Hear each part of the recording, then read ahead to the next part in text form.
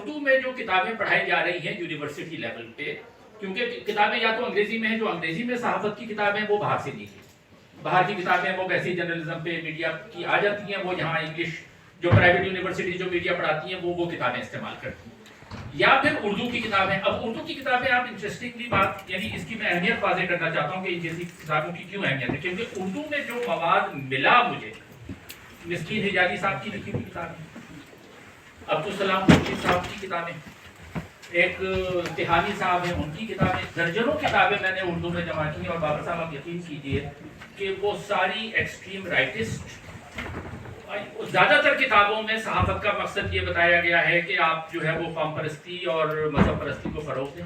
ایک دو باتیں مجھے بہت زیادہ اچھی لگی، وہ یہ کہ اس میں پرائمری ریسرچ اور سیکنڈری ریسرچ دونوں کا ایک بہت اچھا امتزاج ہے، کمبینیشن. یعنی پرائمری ریسرچ سے مراد یہ کہ جو اپنے جیسے ضمیر نیازی صاحب کی وہ تو ساری پرائمری ہے، انہوں نے خود سارا ڈیٹا کلیکٹ کیا. اس کی اچھی بات یہ ہے کیونکہ جو سیکنڈری ریسرچ کی امپورٹنس ہے کہ جو کام ہو چکا ہے وہ کام بھی گم ہو جاتا ہے. یعنی اگر اس کا اردو، مثال کے طور پر اس کتاب کا جو پہلا سیکشن ہے اس میں انہوں نے میڈیا اونرشپ پہ بات کی. اب میڈیا اونرشپ کی جو اسٹڈی ہے وہ آپ نے اس پہ ذکر تو کیا ہے، یہ میں تھوڑا سا اس میں اپنا ایک انپٹ بھی دوں گا کہ جن لوگوں نے وہ اسٹڈی کنڈکٹ کی تھی ان کا آپ نے نام نہیں دیا، اور اس میں دو بڑے اہم نام تھے، ایک عدنان رحمت صاحب کا نام تھا، ایک آفتاب عالم ہمارے دوست یہاں بیٹھے ہوئے. یہ these people played a very critical role in conducting that study. آپ نے وہ اسٹڈی تو کوٹ کی ہے، اس کے پورے آپ نے ترجمے بھی کیے ہیں، لیکن کہیں بھی ان دو حضرات کا نام نہیں ہے، جو کہ اگر آپ اگلا ایڈیشن نکالیں تو ان کا نام آپ کو ضرور دینا چاہیے، کیونکہ وہ جو پوری اسٹڈی تھی، میں کیونکہ اس کا گروپ جو بنایا گیا تھا اس گروپ کا میں حصہ تھا.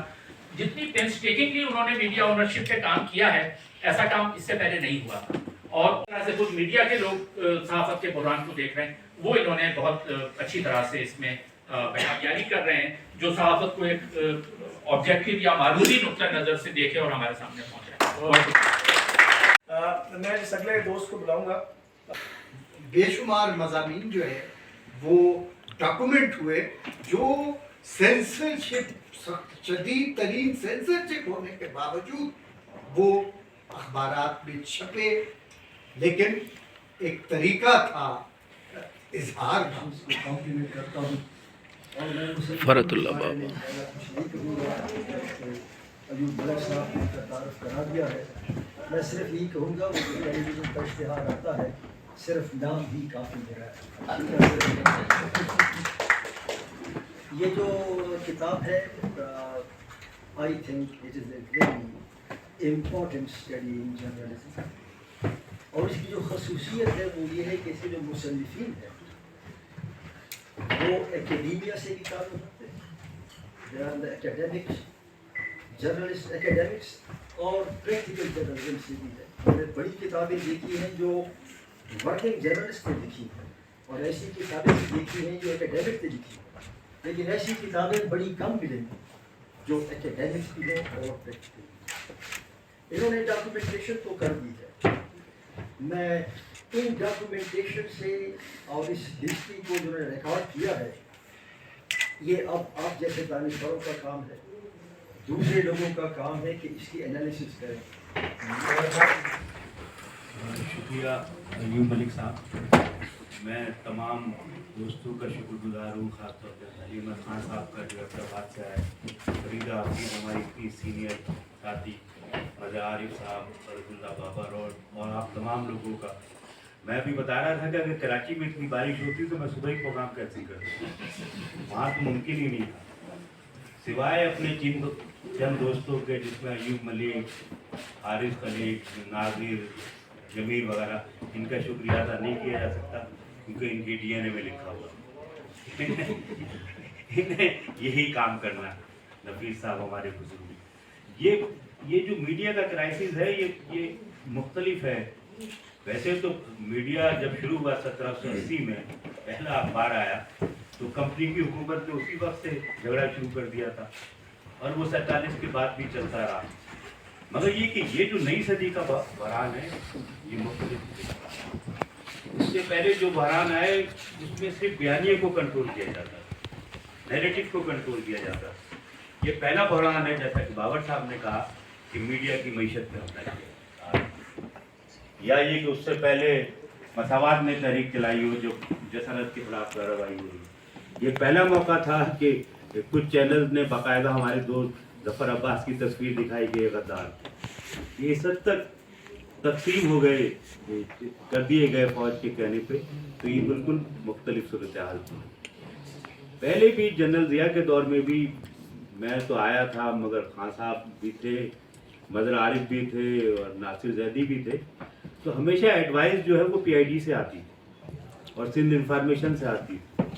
कभी भी मेरे तजर्बे नहीं रहा कि नामालूम अफराद या ISPR से एडवाइस आई, और वो एडवाइस बाकायदा लिखी जाती थी और रिकॉर्ड।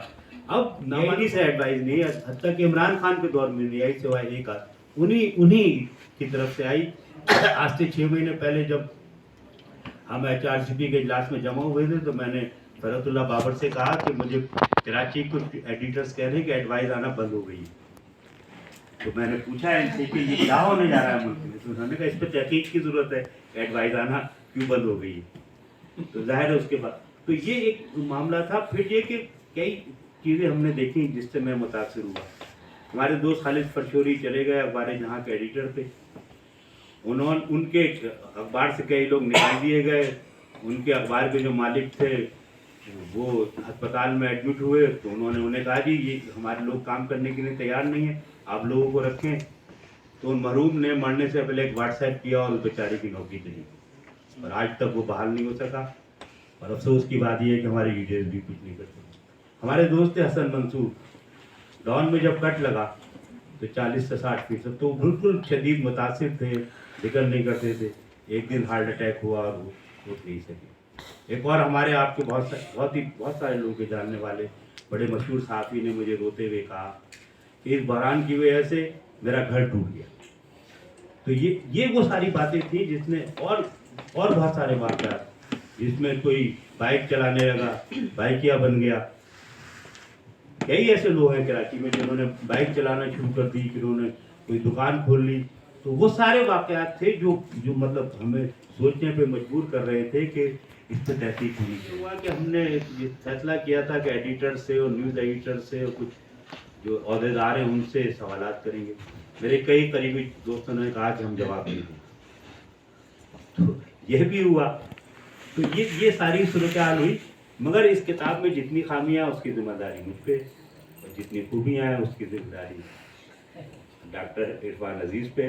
दूसरे वो जो जैदी साहब कह रहे थे, वो चैप्टर मेरी पहली किताब में कवर हुआ, तो वो मैं नहीं चाहता था कि वो दोबारा रिपीट हो वो सारी चीज़ें। और मज़र आरिफ साहब की निगरानी में जो मैंने किताब लिखी, उसके अंदर हमने जो तरक्की पसंद अखबारात थे उनका खासियत तक हाल बयान किया। तो वो मेरे जहन में था कि एक तो ये कि ये किताब का छपना बड़ा मुश्किल था। वो खिज़र अभी आए नहीं, हमारे दोस्त हैं HRCP के, उन्होंने एक फ़र्द थे जो मुखैर फ़र्द हैं, जिन्होंने कहा है कि वो नाम न बताया जाए, उनकी मदद से ये किताब छपाई। तो ये भी एक डर था कि जितनी ज़्यादा सफ़ात बढ़ेंगे इतने इसका छपना मुश्किल हो जाएगा। तो ये सारी वजूहात थी। मगर ज़ाहिर है हर काम नामुकम्मल होता है, तो मेरे ख्याल में ये काम भी नामुकम्मल है, इसे आगे बढ़ाना चाहिए। आप तमाम हज़रात को बहुत तो उसमें अब्दुल्ला मलिक भी, तो वो प्रेस क्लब आया। वो प्रेस क्लब में एक हंगामा रहता था, पॉलिटिकल पार्टीज़ के वर्कर्स भी होते थे, हमारे भी लोग होते थे। तो उसमें सिराज हुसैन खां पाकिस्तान टाइम्स के कॉरस्पॉन्डेंट थे वहाँ ढाके में, तो वो बैठे हुए थे। तो अब्दुल्ला मलिक ने कहा कि यार सिराज, इनसे क्यों नहीं कहते कि PFUJ का आइन नाफिज कर दो तो सारा मसला हल हो जाएगा। तो आप यकीन माने कि PFUJ में बहुत सारे झगड़े हुए होते हैं, लेकिन इलाकाई रिप्रेजेंटेशन का झगड़ा नहीं, लसानियात का झगड़ा नहीं। ये किताबें भी जो हैं इनमें भी जो जिक्र है वो बलूचिस्तान का भी है, इसमें पंजाब का भी है, फ्रंटियर का भी है। तो हमारे यहाँ कोई इस तरह का झगड़ा नहीं, जबकि इन झगड़ों की बुनियाद पर मुल्क टूट गया।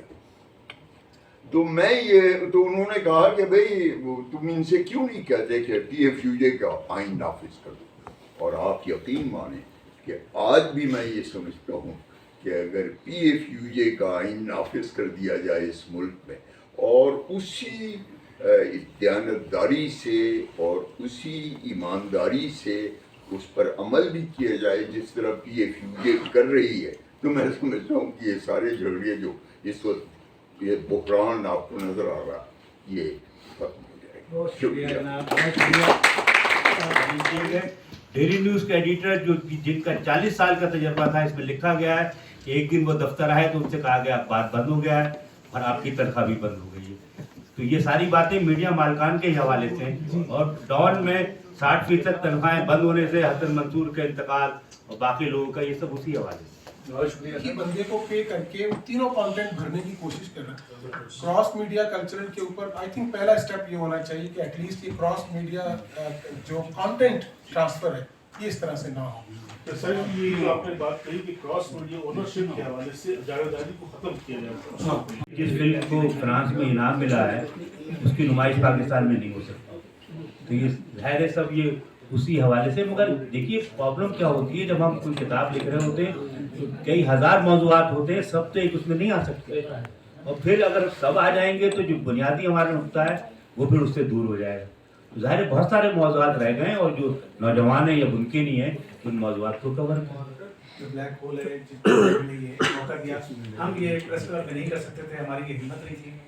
آپ نے سر احسان مند ہے دل سے، ہمیشہ کرتے ہیں، بڑے بھائی ہیں ہمارے، اور بہت شکریہ ان کا۔ اور اس کے بعد آپ لوگ آپس میں انفارملی کوئی بات کرنی ہے، جیسے زیادی صاحب بھی کوئی بات کرنا چاہتے ہیں تو وہ آپس میں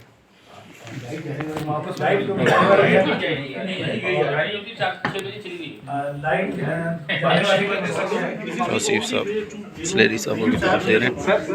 پروگرام اینڈ ہو چکا ہے، اور یہ توصیف سر ہماری کتاب پاکستان میں میڈیا کے پروگرام ختم ہو چکا ہے۔